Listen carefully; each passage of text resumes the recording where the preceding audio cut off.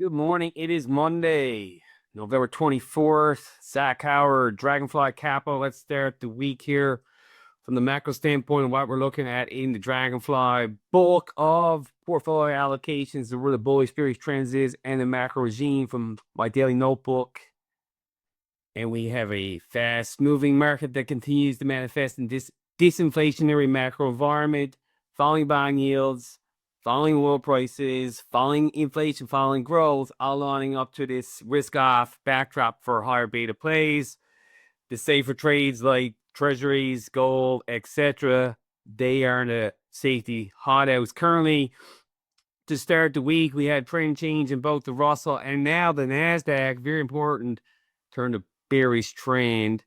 S&P 500 for now, still bullish trend. The VIX, however, trend change now. Bullish trend, higher lows, higher highs in the VIX. The volatility, S&P 500, joining the volatility of other assets, markets that continue to cluster. US dollar, which often acts as a risk-off trade in disinflationary environments, continue to be bullish trend, higher lows, higher highs there.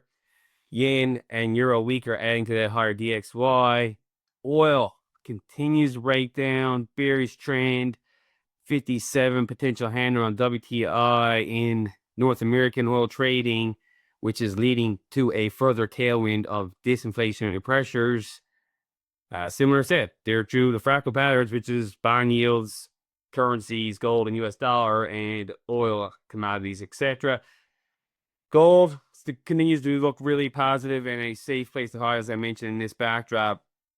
In the volatility regime, we're looking at the Russell Small Cap and the VIX knocking on potentially going to 30 here in the next couple of days. The Treasury Index bounced around 79.80, which is U.S. Treasuries, volatility regime. Japan potentially moves to bearish trend teetering here now in China, which is setting up for a disinflationary environment in Q1, as well in disinflationary environment in the Mach $100,000 Dragonfly portfolio. We have the 4 compressionary beta compressors, the alpha thickener bucket, the cash bucket, and our yield income bucket with some names giving us dividend income as we wait, and a higher allocation to the safer lower beta compressor zone here, mostly GLD, gold, some inverse ETFs around shorting beta like Russell, Cathie Wood, Car Company, etc. Make a mine the biggest position in our alpha side of the portfolio, as we're looking at allocations of each bucket, 20%, 50%, and then cash and yield. Where are we to as markets open? Bitcoin volatility continues to be in this dangerous zone of 50 to 60 to deval.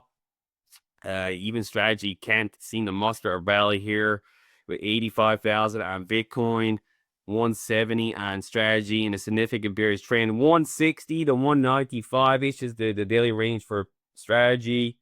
A lot of chatter over the internet apparently on strategy. I'm not really paying attention to a lot of chatter, just looking at the signal. The signal says bearish trend. I don't really want to buy bearish trends at this moment. I'd be more interested in shorting bounces in a short-term trading environment.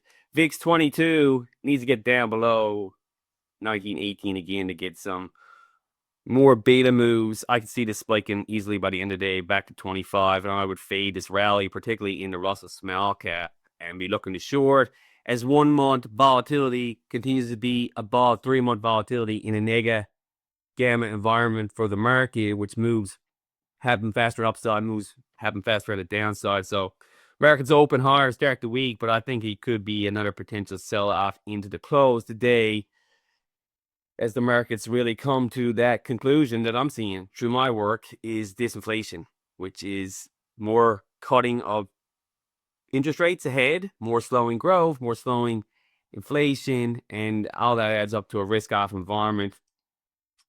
That's what I got for you today. We'll see you later on in the week. Have a good one.